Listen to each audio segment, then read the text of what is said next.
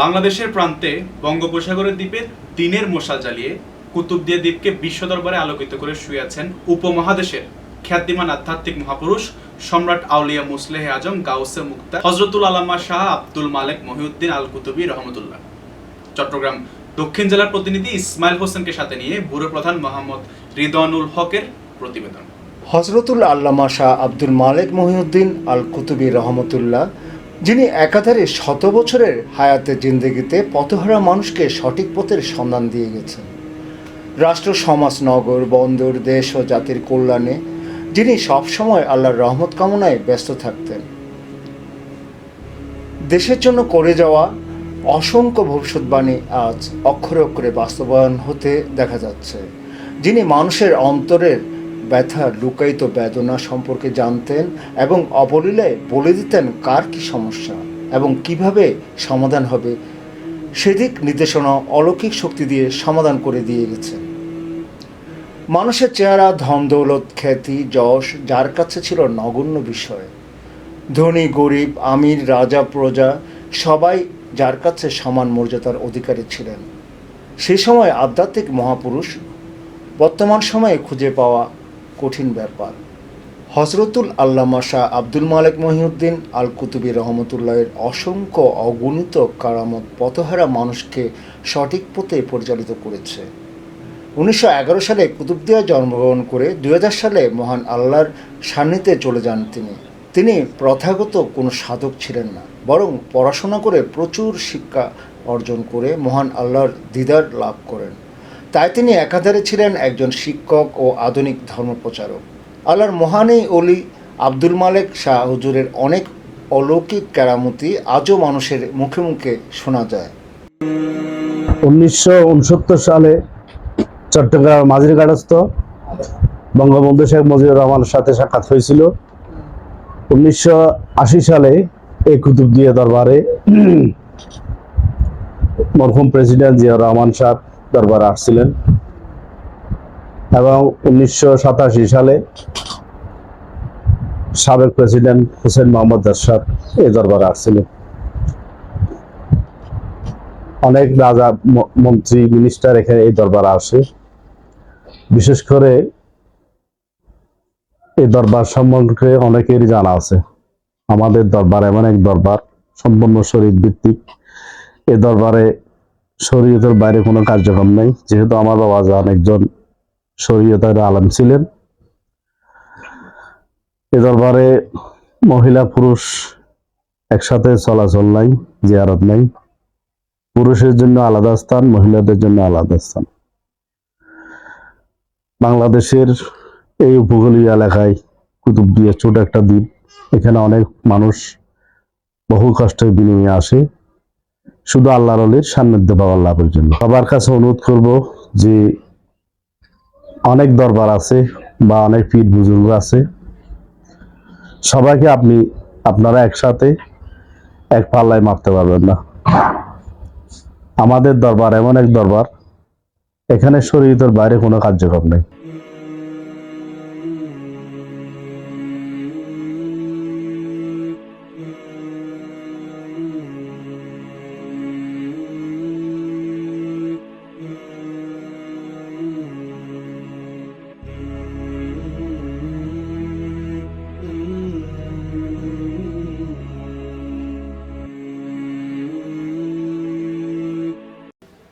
যেটুকু জানি, আমি ছোটবেলা থেকে ওনাকে দেখে আসছি।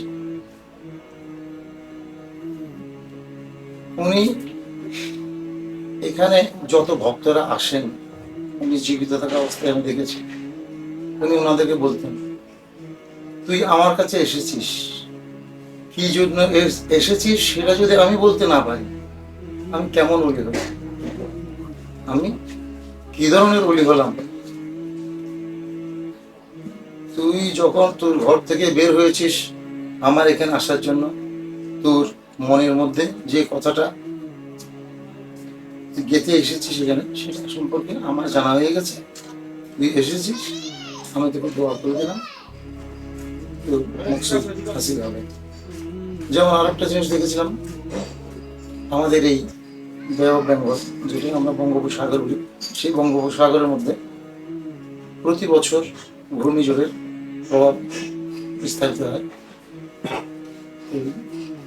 এক সময় ওয়েদার যখন খারাপ হয়ে যায় আমাদের দেশে, তখন উনি কিছু লোকজনকে ডাকলো, ডাকার পরে একটা কলা গাছের মধ্যে রশি বাঁধছে, বেঁধে হুকুম দিয়েছে কলা গাছ না ভাঙে মতো ওটাকে টানো, হেইয়া দিয়ে ওটাকে টানো। তো যেই শিপটা ঘূর্ণিঝড়ের কবলে পড়েছিল, ওখানের যে ক্যাপ্টেন ছিল উনি ওনাকে স্মরণ করেছিল। তখন এই বিপদ থেকে যদি আমরা উদ্ধার হই, আমি মালিক সেবা যেতে পারলাম। তখন উনি ওই কলা গাছ রশি দিয়ে কলা গাছকে মেরে টেনে ওখান থেকে ওটাকে নাকি উদ্ধার করেছি। যেমন আমি ছোটবেলা থেকেই চট্টগ্রাম শহরে লেখাপড়া করেছি। চট্টগ্রাম শহরে লেখাপড়া করার সময় পাহাড়তলী এলাকায় থাকতাম। তখন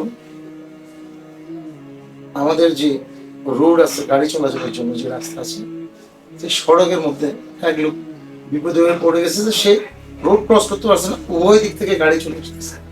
তখন তিনি স্মরণ করছেন যে ওনাকে, এবং উনি গিয়ে রাস্তার মাঝখান থেকে ওনাকে সরাই নিয়েছেন। এবং ওনার বক্তব্য আমি চোখ বন্ধ করে ফেলেছি, মৃত্যু সুনিশ্চিত আমি জেনে গেছি, শুধু আমি বাবাজান স্মরণ করেছি, বাবাজান এসে আমাকে সরিয়ে দিয়েছে। এটা ওনার ভক্তদের বাণী আমরা শুনেছি।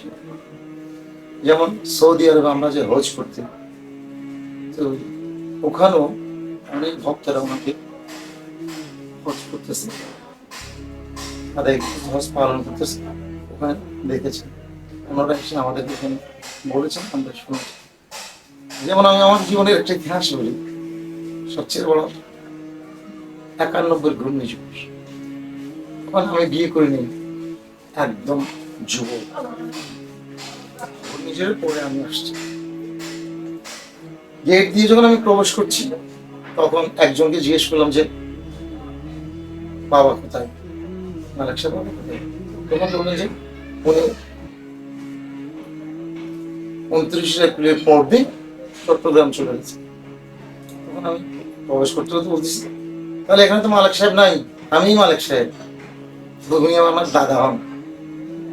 সেই হিসাবে আমি দাবি করেছি আমি মালিক সাহেব, এখানে তো মালিক সাহেব নাই। আমার সঙ্গে অনেক লোকজন ছিল, তো ওনাদেরকে নিয়ে এসে আমি এখানে পঞ্চগানা ছিল টিনির, সেই পঞ্চগানার ভিতরে ঢুকলাম। ওনাদেরকে বললাম যে ওখানে থাকতে, যিনি আমার কুলু চাচা, যিনি এখন দায়িত্বরত আছেন, যিনি ঘুমাচ্ছেন, উনি ওই অফিসেই কথা আছে। মালিক সাহেব বাবার যে রওজাটা হয়েছে, উনি ওই রুমেই থাকতেন।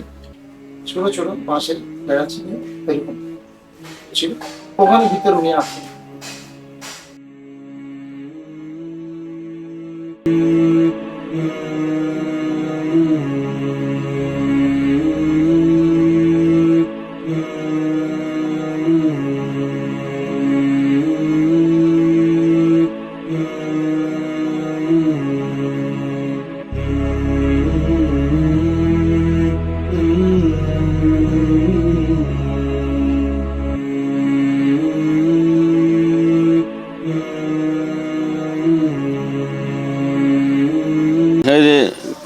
চুল হাৰা দাড়ি হাৰা বা আজি চুল হাতি দাড়ি হাতি নখ কাটি এই 10-12 বছর বেশ আর বেশ হাতি আনে 10-15 বছর ধরুন না।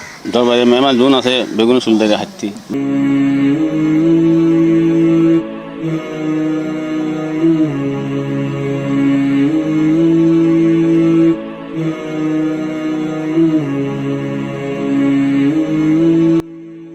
আরবি রনি, ইটেন প্রাইম টিভি, ঢাকা।